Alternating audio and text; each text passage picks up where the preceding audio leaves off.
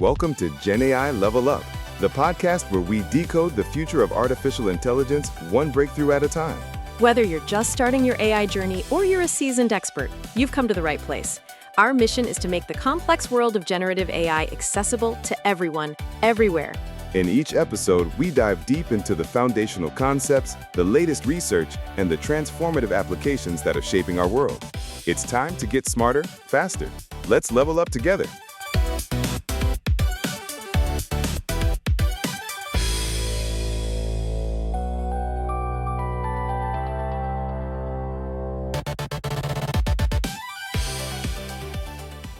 Have you ever been, deep in a chat with one of these really powerful AIs? Maybe you're mapping out some complex project or, drafting a big document, and then suddenly it just completely loses the thread. You told it something critical just a few minutes back, and boom, it's asking for it all over again. It's frustrating. Oh, absolutely. It's the classic problem, isn't it? The Achilles heel of these large language models, that short-term memory, we call it the limited context window. Right. They can do these incredible calculations, generate amazing text, but they're stuck with processing only what fits in that fixed input block. Sometimes just a few thousand tokens, maybe up to a couple 100,000 now, but still fundamentally limited. Yeah, it really feels like you're talking to this genius who, resets every 30 seconds. Yeah. Their mental slate just gets wiped clean. Exactly. And that really holds them back, especially for anything long-term or when you're trying to get them to understand, say, a massive company database or something. And it's a tough constraint. I mean, if you look at a lot of the open source models, you might only get a few dozen back and forths before you hit that wall. So the obvious first thought is always, okay, just make the window bigger. Right. We've seen that, raise 128K tokens, 200K, trying to push it further. But that's where you run into the computational reality check. Making that window bigger directly, well, it leads to a quadratic increase in the time and memory needed. Quadratic. Ouch. Yeah, it comes down to the self-attention mechanism, the core of the transformer architecture. It just gets incredibly expensive fast, both in terms of compute power and, frankly, cost. Right. And what's really interesting is that recent research shows even when you can afford a huge context window, the models often don't even use it all effectively. They kind of get lost in the middle. Diminishing returns, basically. Precisely. Diminishing returns. They struggle to pinpoint the crucial info when it's buried in a massive block of text. Okay, so if just making the window bigger isn't the magic bullet, it's too expensive, and maybe not even that effective, we need a smarter approach, something different. We need a way to give the LLM the illusion of having infinite memory without actually changing that fundamental architecture. And that's where this paper comes in, the one we're diving into today. MemGPT, towards LLMs as operating systems. Exactly. The researchers had this brilliant insight. They looked back at, decades-old computer science. How did engineers solve the problem of applications needing more memory than the physical RAM available on a machine? Ah, the classic operating system solution, virtual memory. You got it. Virtual memory paging. It's such a neat analogy. So break that down for us. How does that old OS idea apply here? Okay, think about your computer's operating system. It makes your machine seem like it has way more memory, maybe gigabytes more, than the actual physical RAM chips installed. By using the hard drive. Exactly. It cleverly swaps data, or pages it back and forth. It keeps the currently needed stuff in the fast RAM and moves the less immediately needed stuff out to the much slower but much larger disk storage. And the application running doesn't even know this is happening usually. The OS manages it all behind the scenes. Precisely. MemGPT basically takes that core idea of virtual context management and adapts it for LLMs. It uses the model's own ability to call functions. Like API calls. Yeah, essentially function calls. It uses those abilities to let the LLM manage its own context window. It pages information in and out between its limited main context, the prompt window, and much larger external storage. Whoa, okay, so the LLM isn't just passively receiving a prompt anymore. It's actively managing its own workspace. That's the key shift. It becomes the manager. It decides, okay, this piece of info is important right now. Bring it in. This older stuff, page it out to storage, but remember where it is. That is a really fundamental change in how we think about interacting with these models. So if the LLM's fixed input is like the RAM, how did MemGPT structure this virtual RAM? Operating systems divide up memory, right? They did exactly that. They defined a memory hierarchy, very much like an OS. It's split into two main parts.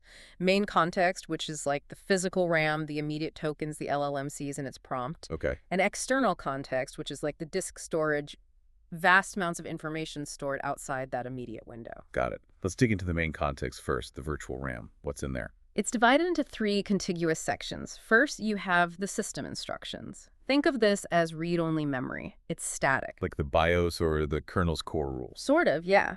It contains the fundamental rules for the MemGPT agent, its personality, its overall goal, and crucially, the instructions on how to use the special MemGPT functions for managing memory-saving things, retrieving things.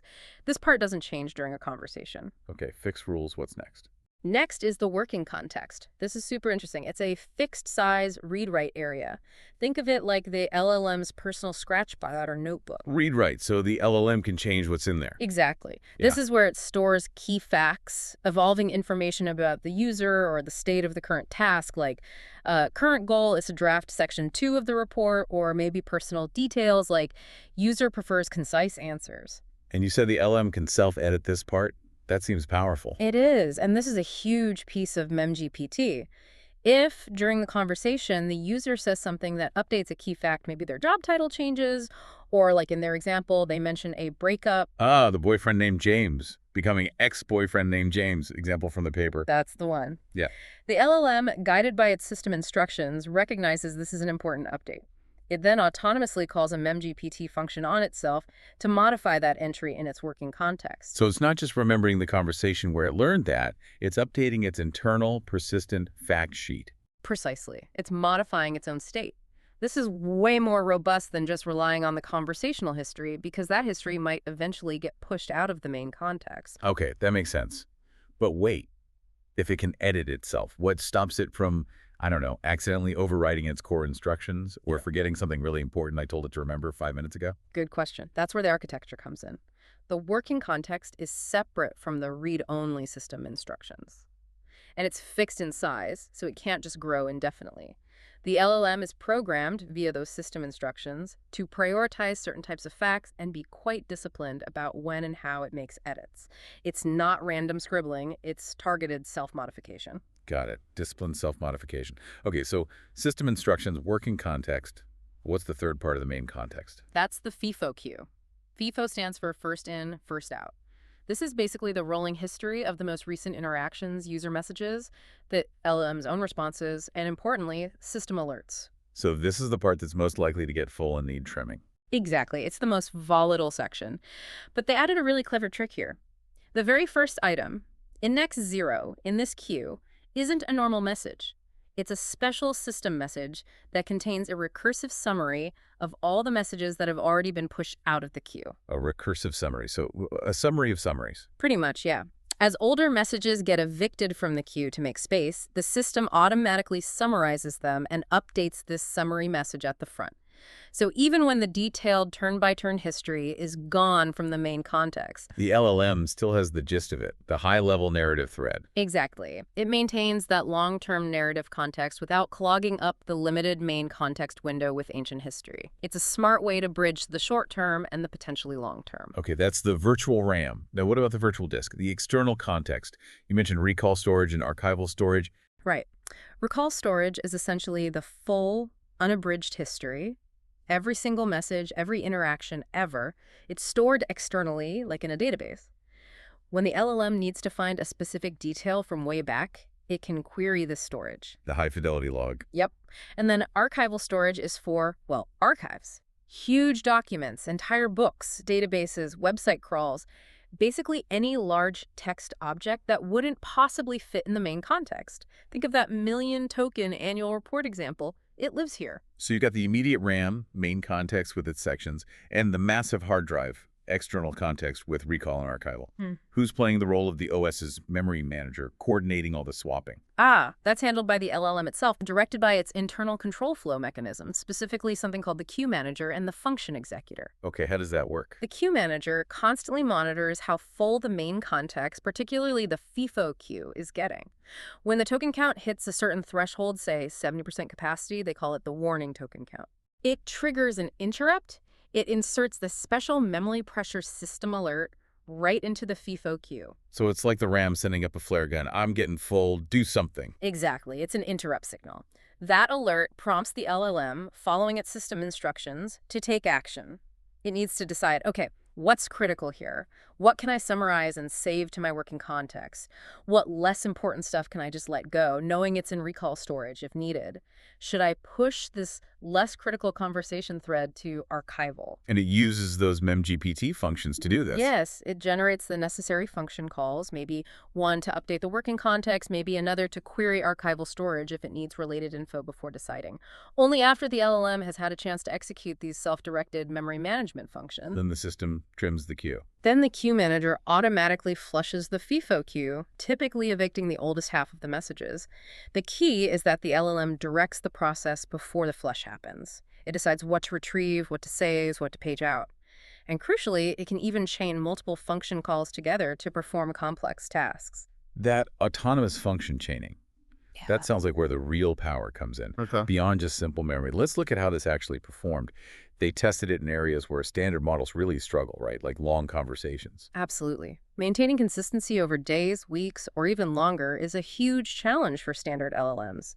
They tested this with a task called deep memory retrieval, or DMR. Okay. The setup was the agent had multiple chat sessions, maybe spread over time.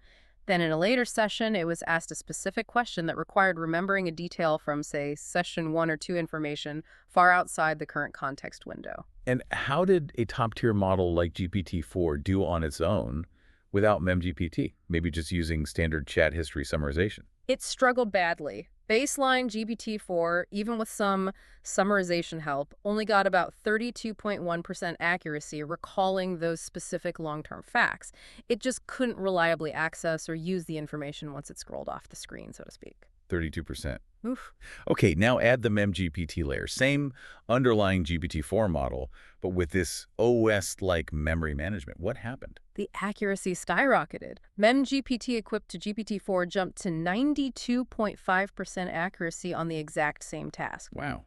92.5, that's nearly a threefold increase. It's a massive difference, and it proves the point the underlying model was capable of the reasoning. It just lacked the mechanism to access the necessary information. MemGPT provided that mechanism. It's not just about raw recall, though, is it? They also looked at how it impacted engagement. They did. In a conversation opener task, they had MemGPT use its memory of past interactions to generate personalized opening lines for a new chat session. Trying to make it feel less generic, more like resuming a real conversation. Exactly, and the results were really positive. MemGPT's generated openers were rated similarly and sometimes even better in quality than openers that were handwritten by humans specifically for the task. It showed it could synthesize that stored information creatively, not just spit back facts. Okay, so it's a huge win for long-term conversations. What about the other big context challenge? Massive documents. Right. Things like annual reports, technical manuals, legal discovery, stuff that can easily run into millions of tokens, way beyond even the biggest 128K or 200K context windows. How did MemGPT tackle that? They used a multi-document question answering task. Imagine feeding it a huge database, like a dump of Wikipedia articles stored in its archival storage.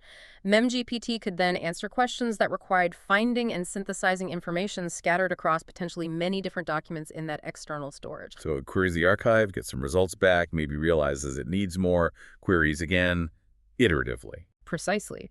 It pages the relevant chunks of information from the external disk into its RAM as needed. The effective context size it can handle becomes limited by the external storage and query system, not the LLM's fixed input window. That makes sense. But the result that really jumped out at me was the nested key value retrieval task. That sounds complex. It is, and it's a fantastic test of that autonomous function chaining we talked about. It simulates multi-hop reasoning. You can't just ask one question and get the answer. How does it work? Imagine a scenario like, find the email address of the manager, step 1, for the employee named Bob, given. Okay, now using that manager's email address as the key, find their department, step 2. Now using that department name, find the budget code for that department, step 3. Each answer is the key for the next query. Okay, I see. You have to hold the intermediate result, formulate the next query, execute it, get the next result, sequentially. How did the standard fixed context models handle that? They completely fell apart. The paper shows that baseline GPT-4 hit 0% accuracy by the time the nesting reached just 3 levels deep. 0. Why? It simply couldn't manage the state. It couldn't reliably hold on to the result from step 1 while formulating and executing the query for step 2 within its single fixed prompt structure. It loses the intermediate key or gets confused. It's a fundamental failure point for complex, multi-step reasoning in fixed context models. Right, and MemGPT, same underlying GPT-4 model. Completely unaffected. MemGPT, using the exact same GPT-4, maintained high accuracy regardless of the number of nesting levels they tested, because it can chain those function calls, query, get result, use result as key for next query, repeat it, handles multi-hop problems flawlessly. It has incredible. It really shows the system turning the LLM into something more like a reliable, programmable reasoning engine, not just a text generator. Exactly. It overcomes that sequential reasoning bottleneck. So, stepping back then, MemGPT feels like this brilliant integration of old-school OS concepts, hierarchical memory, interrupts, control flow with modern AI systems. It's tackling the LLM's biggest weakness head-on by abstracting it away. It really is. It's providing that crucial layer that allows the LLM's inherent capabilities to shine, even when dealing with long timescales or massive amounts of data. This idea of virtual context seems essential for building assistants that actually remember you, or for deploying AI in enterprises dealing with huge data volumes. And it turns the LLM from a passive recipient into an active system manager. Which brings us to a really fascinating point you mentioned earlier. The control flow isn't just triggered by user messages or memory warnings. Right. The MemGPT framework also allows for timed events that can trigger the LLM to perform actions on a schedule, completely independent of any user interaction at that moment. Okay, that opens up a whole different perspective. It really does. And it leads to maybe the most provocative thought from all this. If you have an LLM that's managing its own memory like an OS, directing its own actions through function calls, handling interrupts, and it can be triggered by internal timers to run tasks unprompted without a human initiating it. What does that actually enable? What new class of autonomous agents are we looking at? Agents that aren't just reactively answering our questions, but proactively managing information, performing scheduled tasks, maybe even monitoring things and deciding on their own when to act based on their internal state and stored knowledge. It certainly pushes the boundaries of what we think an AI assistant can be.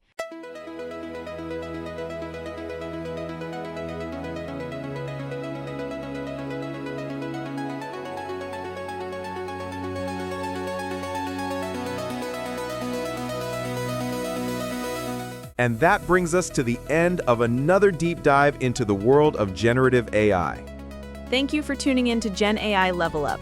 If you found this episode valuable, please consider subscribing and leaving a review on your favorite podcast platform. It helps us reach more curious minds like yours. Join us next time as we continue to explore the cutting edge of artificial intelligence. Until then, keep learning, stay curious, and continue to level up.